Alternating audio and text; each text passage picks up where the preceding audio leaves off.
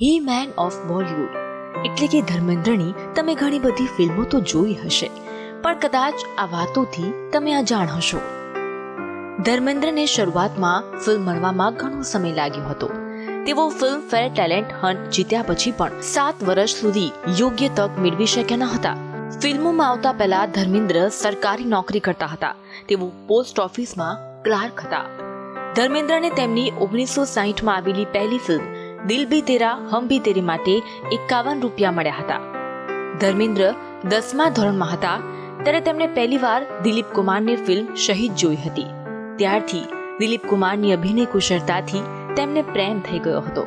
જ્યારે ગોવિંદાની પત્ની પ્રેગ્નેન્ટ હતા ત્યારે તેણે તેની પત્નીને ધર્મેન્દ્રનો ફોટો આપ્યો હતો, જેથી તેમનું આવનારું બાળક ધર્મેન્દ્ર જેટલું સુંદર બને.